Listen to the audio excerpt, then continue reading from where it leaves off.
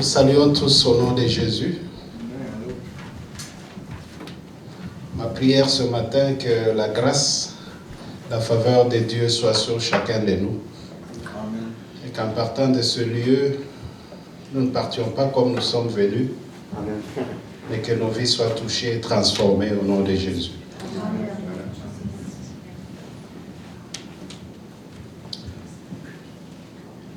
Dieu soit au contrôle ce matin. Saint-Esprit, remplis-nous encore de ta présence ce matin. Que je parle de ta part et dispose le cœur de tout un chacun de nous à écouter de ta part. Que cette parole ce matin soit une sémence dans le cœur de tout un chacun. Au nom de Jésus. Ce matin, j'ai prévu de parler d'un message que j'ai intitulé « Avec Dieu, tu ne marcheras jamais seul ». C'est une déclaration, c'est une promesse de Dieu et cela nous concerne tous. Je vais juste prendre mes lunettes. Depuis un temps, j'ai des difficultés à aller sans lunettes.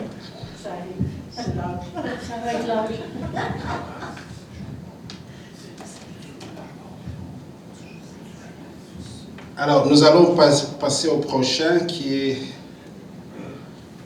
J'ai prévu 2 passages, mais il y aura d'autres passages que nous allons lire en évoluant. Et là, il y a le livre de Deutéronome 31, verset 8. La Bible nous dit, « L'Éternel marchera lui-même devant toi. Il sera lui-même avec toi. Il ne te délaissera point. Il ne t'abandonnera point. » Et la Bible ajoute, « Ne crains point et ne t'effraie point. » Donc l'Éternel marchera lui-même devant toi et il sera avec toi tout le temps. Et dans Matthieu 28, 20, la parole nous dit, « Enseigne-leur à observer tout ce que je vous ai prescrit. Et voici, je suis avec vous tous les jours jusqu'à la fin du monde. » Donc, ce qu'on a ici, c'est que Dieu nous dit qu'il ne va pas nous laisser, il sera tout le temps avec nous, du commencement à la fin. Amen. Et en parlant de la fin, du début à la fin du monde, cela nous ramène à notre vie sur terre. Je vais faire une petite introduction et ensuite nous allons comprendre. Donc, ceci concerne chacun de nous. C'est vous, c'est moi, les hommes, les femmes, les enfants, tout âge. Tous nous sommes concernés par cette promesse de Dieu, qui est aussi une déclaration de Dieu. Alors, pour la petite introduction, ceci concerne les vivants. Étant sur terre, j'ai toujours dit, nous sommes tous des pèlerins sur terre. Nous sommes dans un voyage sur terre ici. Amen. Et notre séjour sur terre est lié à un temps. C'est une expérience et pas une destination. Amen. Pourquoi? Parce que notre vie sur terre, ce n'est pas la finalité. C'est un processus. Et nous savons tous que notre destin, la destination, c'est être avec notre Dieu au ciel. Amen. Donc la vie sur terre est une expérience de tout un chacun de nous. Chacun vit son expérience personnelle. Amen. Chacun fait sa propre marche. On peut marcher tous ensemble, mais tu marches ta marche toi-même aussi. Mais la vie est tellement si imprévisible que des fois les choses sont difficiles et des fois c'est là que nous comprendrons que tu ne marcheras jamais seul. La vie est faite de bons moments, de bons souvenirs. Nous avons des difficultés à surmonter, nous avons des montagnes à remonter, à gravir. Nous avons même des déserts et des vallées que nous devons traverser dans la vie. Nous avons besoin de la résilience en ce moment-là. Non seulement nous avons besoin de la résilience, nous avons besoin de ne pas nous sentir seuls. Nous avons besoin de nous sentir que nous sommes accompagnés. Parfois non seulement par les autres autour de nous, mais par Dieu. une chose à retenir dans mon introduction, c'est que la vie est un bon enseignant. On peut tout apprendre à l'école, mais il n'y a pas de bon enseignant comme la vie elle-même. Il y a un adage qui dit « l'éducation, c'est ce qui nous reste quand on a tout oublié de ce qu'on a appris à l'école. » Et l'éducation, des fois, c'est la vie qui nous la donne. Amen. Tu peux avoir tout oublié, tu es ingénieur, tu es forgeron, tu es menuisier, Amen. Tu oublies tout ça, mais la vie, ce qu'elle t'apprend, tu ne l'oublieras jamais. Amen. J'ai fait une référence ici. J'ai lu dans la Bible, on appelle Jésus la rose de Saron. C'est pour dire que la vie est un équilibre délicat entre la beauté et la résilience. Et j'ai fait référence à la rose parce que, quelle que soit la beauté de la rose, elle porte toujours des épines. Les épines, dans ce cas, ça ressemble à des difficultés auxquelles on fait face. Et les pétales de ces roses-là sont la beauté, la grandeur de la rose, ce qui attire tous. Je pense que je dois avoir mes lunettes tout le temps. Alors, dans le livre de Chroniques, la Bible parle de Jésus comme la rose de Saron, qui symbolise principalement l'amour divin, la beauté, la grâce. Et quand on parle des épines, cela symbolise la maturité spirituelle inébranlable. Et pourquoi Jésus, on lui fait la référence de la rose de Saron? Parce que dans sa marche, vous verrez, on donnera un exemple, il va faire des situations très difficiles, étant humain.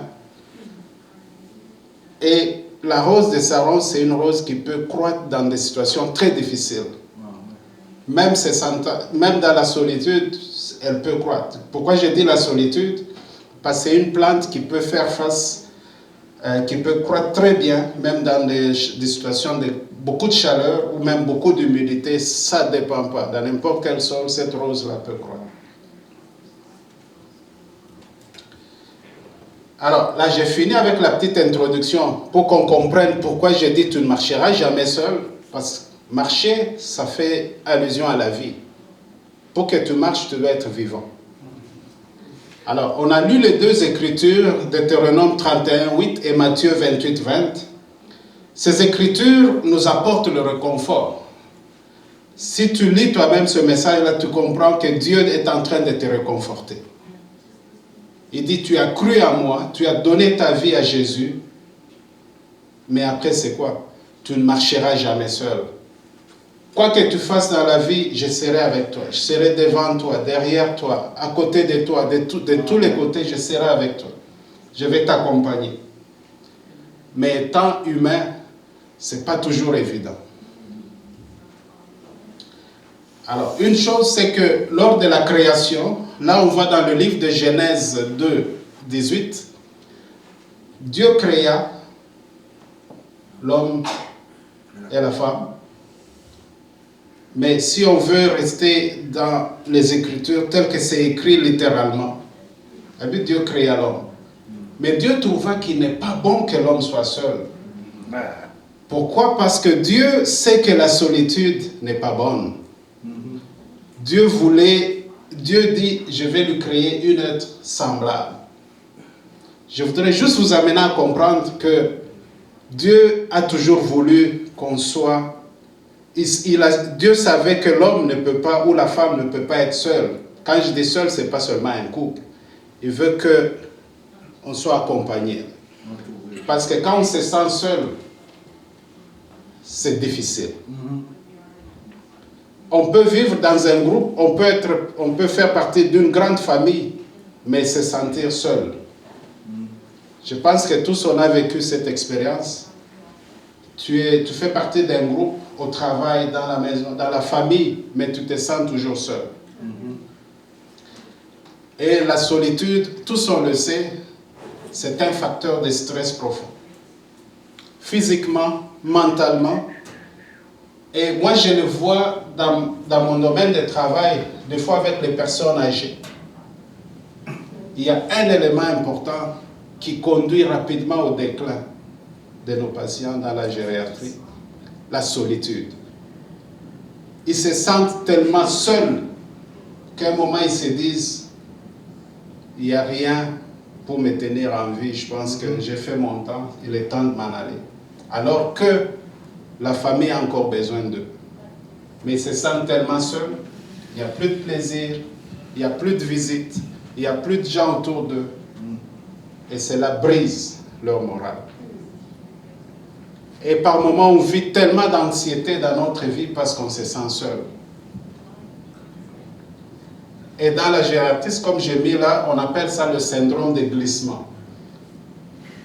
On est en train de monter, après un moment, on se dit, bon, tout glisse, on est en train de tout perdre. Mais n'oubliez pas, Dieu nous dit quoi? Quoi qu'il arrive, il sera avec nous. Toujours. Toujours. Mais n'oubliez pas, la solitude, c'est un sentiment, c'est une émotion normale dans la vie. C'est normal à un moment de se sentir seul. On se sent déconnecté sur le plan social, physique. Mais cela ne doit pas être la finalité des choses. Parce que quand on se sent seul, on n'est pas seul. Dieu est là, même quand on ne le voit pas, il est là à nos côtés. Juste pour dire, un jour, il y a quelqu'un qui m'a posé cette question. Mais tous on l'a vécu, parfois on s'est posé nous-mêmes cette question-là.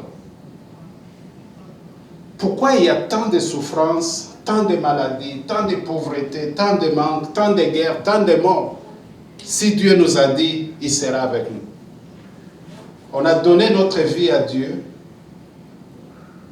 mais on vit toujours des choses difficiles. Parfois, c'est des choses que Dieu lui-même a voulu qu'on passe à travers, parce que toute chose que Dieu fait dans notre vie, ça a un but. Ta vie a un objectif devant Dieu. Les difficultés que tu connais dans la vie, ça a un but devant Dieu. Et on va le comprendre par la suite, parce que tu n'es pas seul dans cette situation-là. Je ne suis pas seul dans cette situation-là. Même quand tu vois une rose, comme je vous dis, qui est de toute beauté, elle porte quand même des épines. Et quand on va dans la Bible, on voit aussi beaucoup d'exemples de gens qui étaient tellement très proches de Dieu, et Jésus lui-même qui était appelé Fils de Dieu, qui a vécu des moments où il s'est senti seul. Je vais vous donner quelques exemples. Et là, je parle de Psaume 102, verset 7. Ça, c'est David. Ici, on a l'histoire de David qui reflète une situation où David s'est dit, je n'ai plus de sommeil, je suis comme un moineau solitaire sur le toit. Donc, dans la vie de David, qui est un homme selon le cœur de Dieu, il s'est senti seul. Il s'est illustré en disant, mais je suis comme un moineau solitaire sur un toit. Alors là, juste pour vous dire qu'un moineau, c'est un oiseau social. C'est un oiseau qui préfère vivre en groupe. Mais il arrive par moment que le moineau se retrouve sur un toit, seul, exposé aux intempéries, dans des difficultés. Et c'est comme ça que David s'était senti une fois dans sa vie. Et deuxième exemple, je vais vous parler d'Élie. Et ensuite, on parlera de Jésus lui-même. Parce que ce matin, Dieu m'a mis au cœur de venir encourager quelqu'un qui passe des moments difficiles. Tu n'es pas seul. Dieu est avec toi. Il est avec moi, il est avec toi, il est avec nous tous. Élie, après avoir vécu un moment de grande victoire, et quand on parle d'Élie, c'est l'un des grands prophètes qu'on ait connu. C'est lui qui pouvait prier et faire venir le feu du ciel. C'est lui qui pouvait à lui seul se battre contre tout un groupe de faux prophètes et les vaincre. Mais à un moment, il était au plus bas de sa vie et il s'est même remis en question. Il a murmuré contre Dieu, se disant, mais non, j'ai échoué dans mon ministère. Et pire, Élie s'est enfui dans le désert. Et Élie a même demandé à Dieu de ôter sa vie. Il voulait mourir. Donc, on se rend compte que la nature humaine reste une nature humaine. Et Jésus lui-même, à la croix, Jésus qui a ressuscité les morts, Jésus qui a guéri les malades, mais dans ce moment de difficulté où il accomplissait une mission cruciale, un moment important de son ministère, c'était comme l'aboutissement. On voulait que ça, c'était le moment important. On ne pouvait pas s'en passer, le moment de la victoire. Donc une victoire dans la souffrance. Jésus est sur la croix et il cria, Eli, Eli, lama sabachthani. Mon Dieu, pourquoi m'as-tu abandonné? Parfois dans notre vie, on a regardé à Dieu, on s'est dit, mais Dieu, là, je pense que tu m'as abandonné. On s'est senti triste au-dedans de nous, mais Jésus est passé par là. Mais c'était plutôt le moment de la victoire. Il vivait ça comme l'abandon, mais c'était la victoire avec Dieu. C'était le moment que ça passe ou ça casse en ce moment-là. Ça devait arriver pour que toi et moi aujourd'hui, on soit appelés enfants de Dieu, qu'on soit sauvés aujourd'hui, parce que Jésus a payé le prix pour nous à la croix. Il s'est senti abandonné, il s'est senti rejeté, humilié. Mais cela n'était que temporaire. Juste pour dire que des fois les situations que nous vivons, les moments d'abandon que nous ressentons, ne sont que temporaires. Ce n'est que pour un moment. Quelle que soit la longueur de la nuit, le jour vient.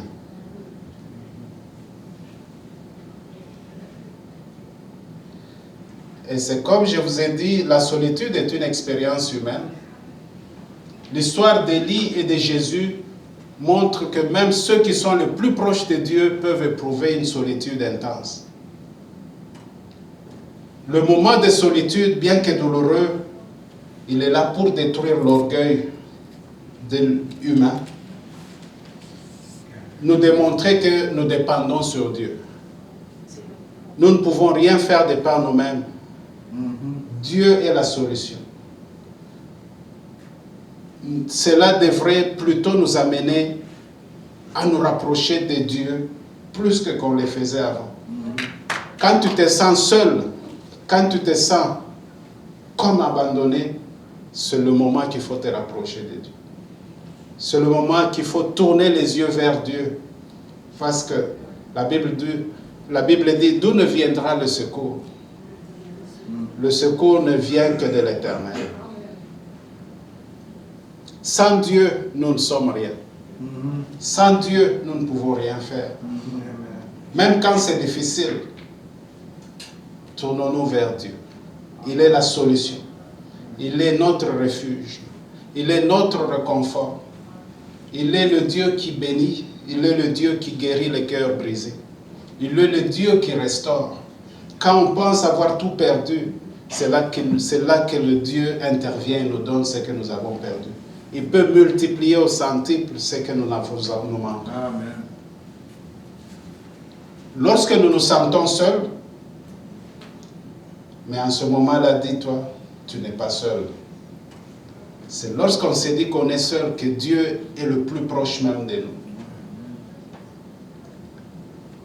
La Bible nous dit, on est inscrit dans la paume des mains de Dieu. La Bible nous dit, on est comme cette chose-là, la prunelle de son œil. Donc, on est comme le souffle dans les narines de Dieu. On est tellement si proche de Dieu. On a un Dieu qui nous aime d'un amour incontournable. On a un Dieu qui nous aime tellement qu'il s'est sacrifié lui-même pour notre salut.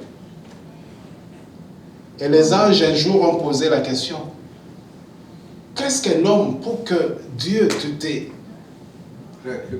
te préoccupes de lui si tant comme ça? Même les anges à un moment sont jaloux un peu de nous. Parce qu'ils se disent, eux ils sont comme supérieurs, mais ils se disent, mais pourquoi Dieu doit tellement s'en faire de ces hommes? On est créé à l'image de Dieu. Dieu nous aime.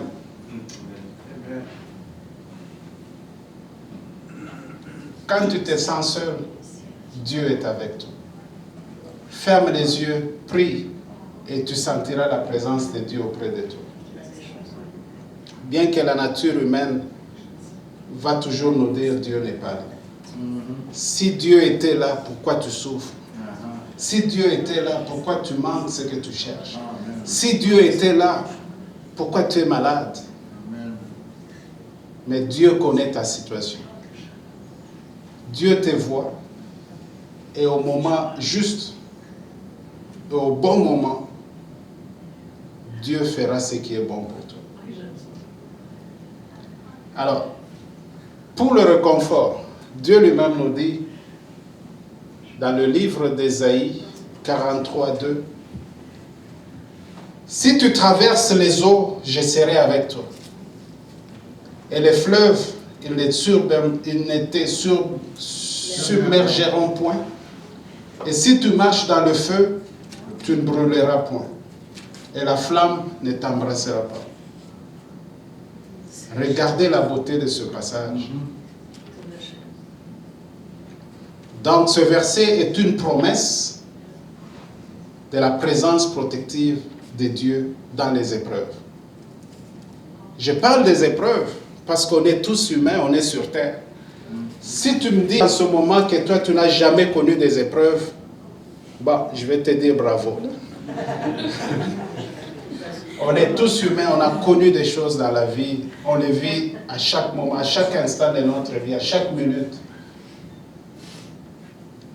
Et cela, c'est parce qu'on est sur terre. Mais toutes ces choses, ça a une fin. Un jour, on sera avec notre Dieu. Il n'y aura point de souffrance, point de maladie, point de larmes. Mais même s'il y aurait des larmes, ce seraient des larmes de joie. Mais pas des larmes de souffrance. Amen. Quelle que soit la situation qu'on traverse, les eaux, le feu, même si ça brûle, ça fait mal, on sent qu'on se noie, Dieu est là. Amen. Dieu est au-devant de nous, en arrière de nous, de tous bords. Si vous prenez l'exemple du peuple d'Israël, quand il quittait l'Égypte,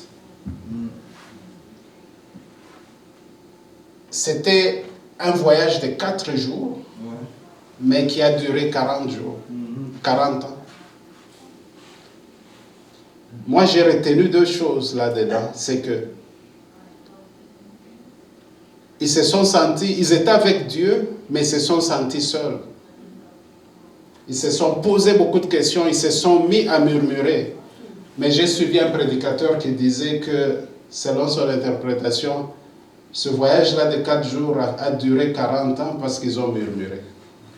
S'ils n'auraient pas murmuré, ils auraient fait ça dans le temps prévu, mais parce que peut-être Dieu voulait les ramener à comprendre qu'il est au contrôle. Mais quoi qu'il en soit, malgré qu'ils ont fait ce voyage-là, la Bible nous dit Dieu était devant eux et Dieu était derrière eux. Ouais.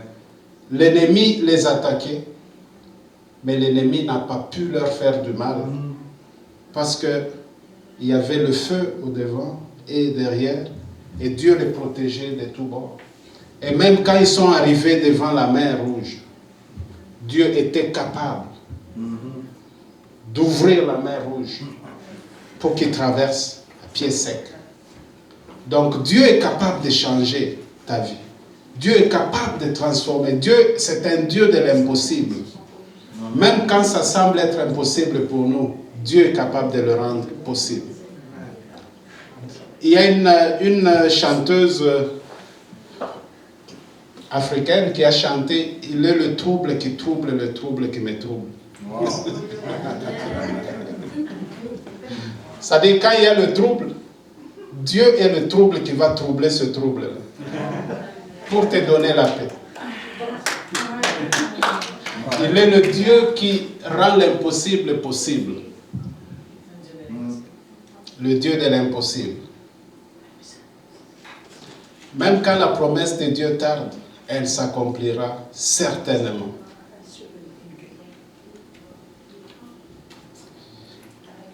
Donc, on ne doit pas se décourager.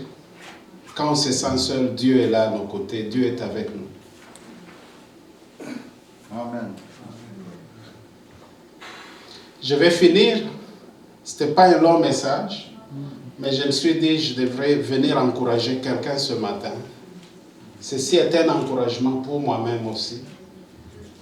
Parce que tous ont vu des situations comme ça. Il y a eu des moments que je me suis interrogé sur ma croyance, je me suis posé des questions, mais je me suis rappelé, Dieu existe. Dieu est la solution. Donc on a une promesse de Dieu, mais Dieu fait toutes choses bonnes en son temps. Le temps de Dieu, c'est le temps le meilleur, ce n'est pas notre temps. On peut avoir planifié un calendrier, on peut avoir planifié les choses comme on le veut, mais Dieu sait ce qui est bon pour nous. Dieu connaît le bon moment pour nous. Et Dieu connaît quand il va le faire pour nous. Est-ce que vous pouvez donner à un enfant de 2 ans une voiture pour dire, va conduire cette voiture-là? Non.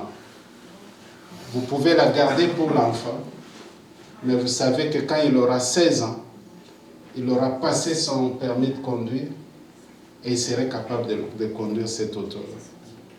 Donc Dieu fait toutes choses selon le temps qui est meilleur. Non seulement pour lui, mais pour nous aussi. Dieu ne permettra jamais que nous soyons tentés au-delà de ce que nous pouvons supporter. Ça, c'est une promesse de Dieu. Donc Dieu sait que dans la vie, on sera tenté. On est sur terre, on est des humains. Il y aura des tentations de partout.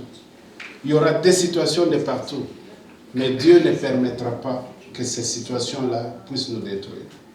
Des fois, quand on se sent tellement en difficulté, c'est parce qu'on a arrêté de prendre Dieu comme notre appui. On essaie de s'appuyer sur notre force.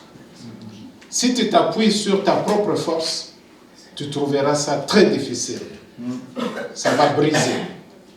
Mais si tu t'appuies sur Dieu et sur sa promesse qu'il ne permettra pas que les choses te détruisent, tu en sortiras victorieux. Tu ne vas pas le faire comme Élie qui s'est senti seul et qui a même demandé à mourir. Mais malgré cette faiblesse d'Élie, qu'est-ce que Dieu a fait? Dieu l'a réconforté. Dieu lui a parlé. Dieu l'a nourri. Quand on lit la Bible, on sait que même dans le désert, Dieu a envoyé un oiseau pour nourrir. Donc, avec Dieu, nous avons la certitude de la victoire. Il est avec nous, peu importe la situation. Nous devons rester fidèles à Dieu. Quoi que soit la situation, restons fidèles à Dieu. Gardez la foi, gardez l'amour, l'espérance et la joie. Amen. Est-ce que quelqu'un a été béni ce matin? Amen. Si on est béni, je vous demande de lever, d'applaudir et de dire la gloire à Dieu. Levons-nous et disons merci à Dieu.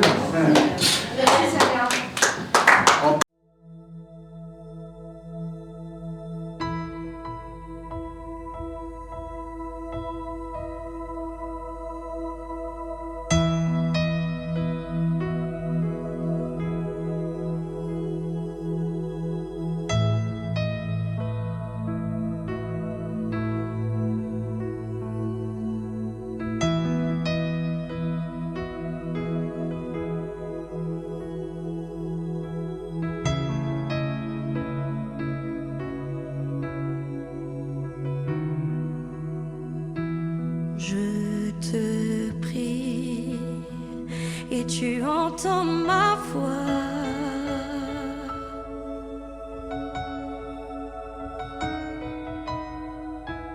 Je fléchis les genoux devant toi. J'ai besoin que tu traces un nouveau chemin. Tant besoin que tu sois mon puissant soutien, car tu es ma source, oui tu es mon bien. Quand je me perds, tu prends ma main, tu me relèves de la poussière dans le désert.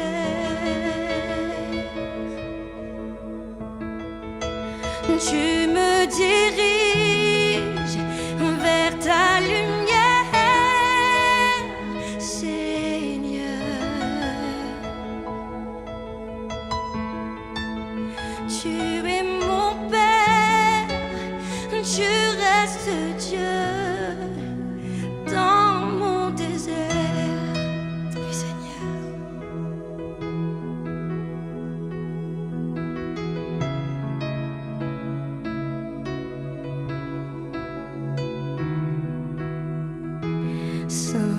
Saint-Esprit, je me tiens devant toi.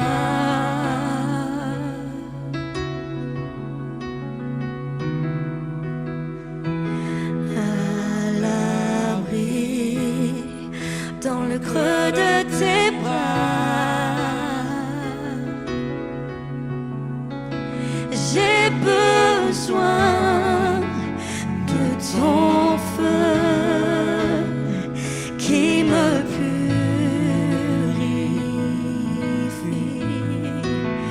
Tant besoin de ta vie.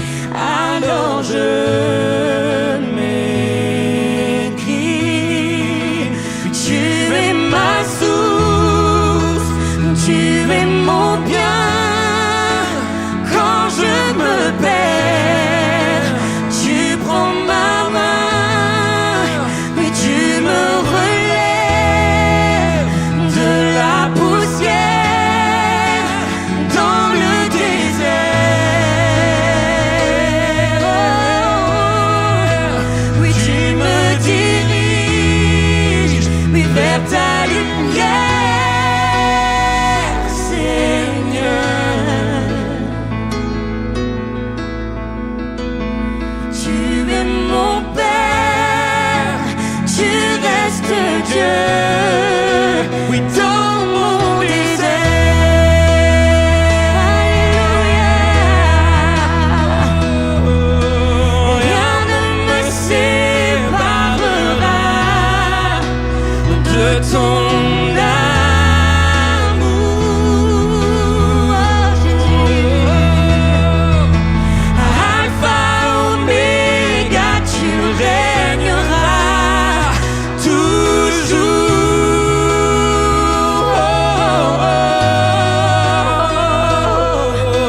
Rien ne me séparera de ton amour.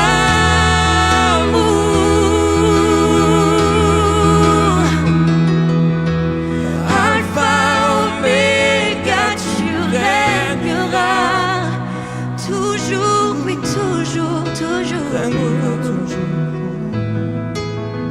Oui, Seigneur.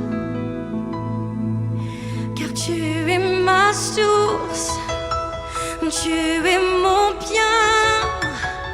Quand je me perds,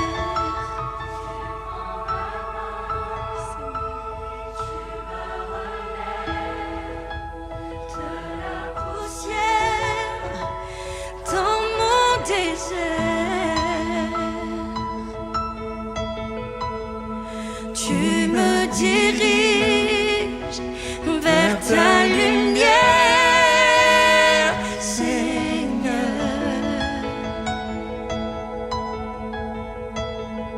Tu es mon Père et tu restes Dieu dans mon désert. Oh oui, Jésus, tu es mon Père, tu restes Dieu dans mon désert. Oui, tu es mon Père, tu es mon Père et tu restes Dieu.